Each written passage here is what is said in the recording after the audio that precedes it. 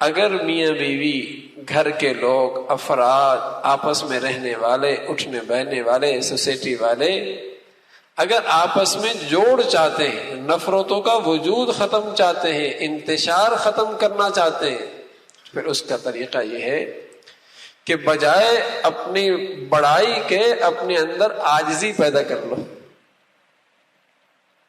ہاں، اپنے کو نیچے کر لو. ہر شخص کو حرص ہے کہ میں بڑا نظر آؤں، میرا خیال رکھا جائے، میری واہ واہ ہو. یہ بیٹا میرے سے کیوں نہیں پوچھتا، بیوی سے کیوں پوچھتا ہے؟ اسے یہ فکر لگی ہے، اسے یہ فکر ہے کہ اپنا کے لیے کیوں لاتا ہے، میرے لیے کیوں کچھ نہیں لے کے آتا. بھائی کو یہ خیال ہے کہ یہ گھر میں کیوں مزے کر رہا ہے، میرا کیوں خیال نہیں رکھا جاتا. ہر شخص کو اپنی حرص ہے، اپنی بڑائی کی فکر ہے. تو اس کا علاج یہ بتایا کہ بھائی اپنے آپ کو جھکا لو،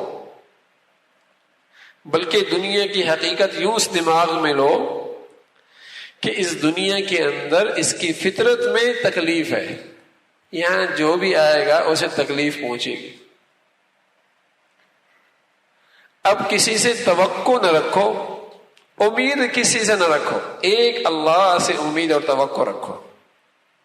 اور اگر تمہیں کسی کی طرف سے تکلیف پہنچتی ہے تو یہ خیال کر لو کہ دنیا کی فطرت میں تکلیف ہے، مجھے تکلیف پہنچ گئی.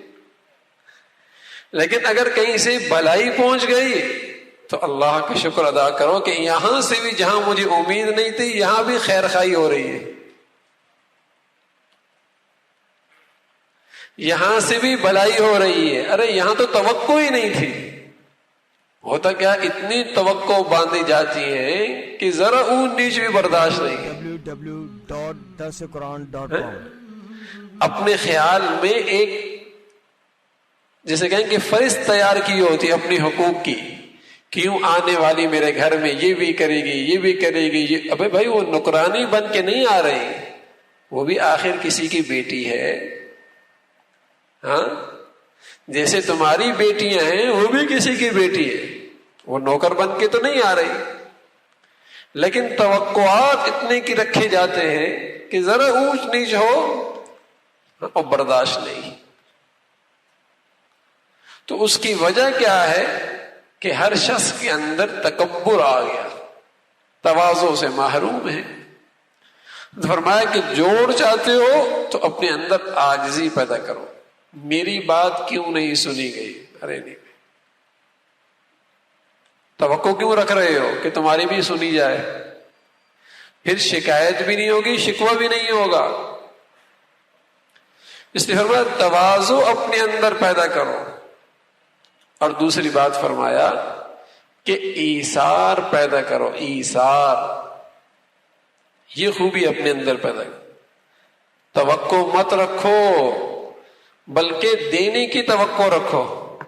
دینے کا جسے کہیں کہ خیال رکھو کہ میں نے دیا کتنا. یقین جانے اگر آج معاشرے کے اندر اخلاق کی یہ دو خوبیاں بھی پیدا ہو جائیں، ایثار اور تواضع، سارے نفرتیں چھٹ جائیں، سارا اختلاف چھٹ جائے، گھروں کا اجڑنا بند ہو جائے.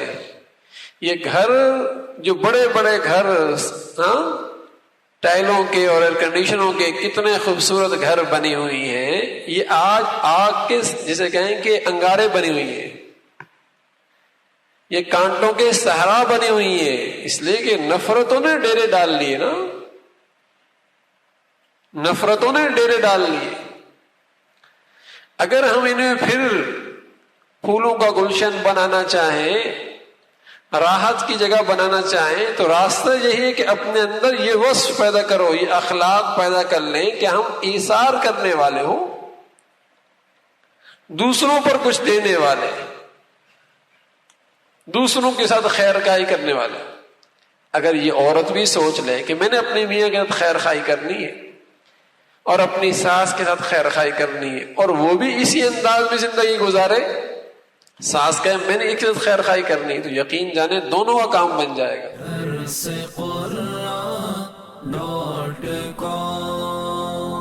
www.darsequran.com